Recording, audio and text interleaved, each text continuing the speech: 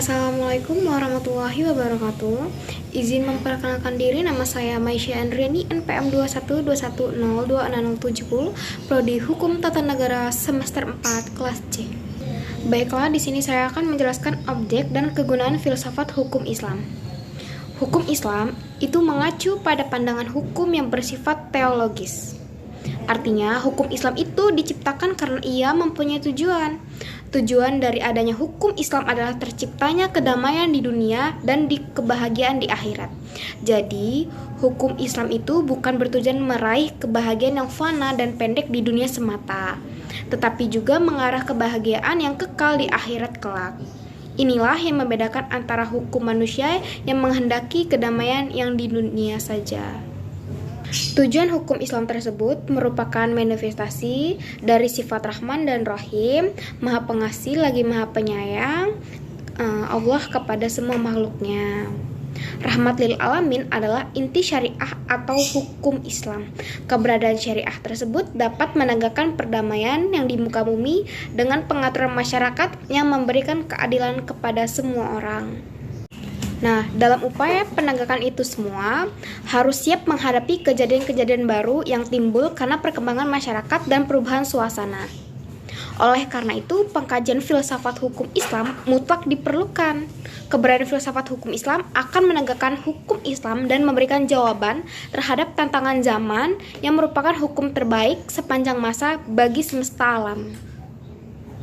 Sebagaimana dikemukakan sebelumnya, setidaknya ada 5 sistem hukum hidup yang berkembang di dunia, yaitu yang pertama ada Common Law yang dikenal juga sebagai dengan Anglo-Saxon, yang kedua ada Civil Law atau bisa disebut Eropa Kontinental, yang ketiga ada Custom Law, dan yang keempat ada Islamic Law, dan yang kelima ada sistem hukum sosial komunis. Manfaat studi filsafat hukum Islam adalah 1. Menjelaskan kajian filsafat hukum Islam akan memberikan pengetahuan hukum Islam secara utuh kepada ahli hukum Islam. Yang kedua, itu filsafat hukum Islam diperlukan pengkajian secara mendalam terhadap hukum Islam. Yang ketiga ada untuk mewujudkan hukum yang berkeadilan yang senantiasa sesuai dengan kondisi zaman. Yang keempat ada pengkajian filsafat hukum Islam memungkinkan pemahaman Islam secara menyeluruh dengan ilmu-ilmu lainnya. Para ahli usul fikih sebagaimana ahli filsafat hukum Islam membagi filsafat hukum Islam kepada 2 rumusan, yaitu ada filsafat tasyri dan filsafat syariah. Filsafat tasyri yaitu filsafat yang memancarkan, ahli filsafat hukum Islam menguatkan dan memelihara. Filsafat ini bertugas membicarakan hakikat dan tujuan penerapan hukum Islam.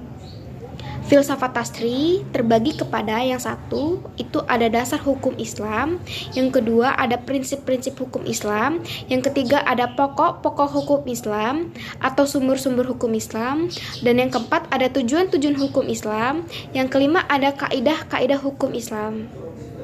Filsafat syariah yaitu filsafat yang diungkapkan dari materi-materi hukum Islam seperti ibadah, muamalah, jinayah, dan ukubah dan sebagainya. Filsafat ini bertugas membicarakan hakikat dan rahasia hukum Islam. Termasuk dalam pengembangan filsafat syariah Islam itu terbagi menjadi 4. Yang pertama itu ada rahasia hukum Islam. Yang kedua ada ciri khas hukum Islam.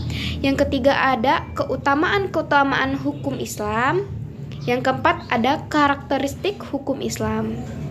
Sekian presentasi dari saya ucapkan terima kasih. Wassalamualaikum warahmatullahi wabarakatuh.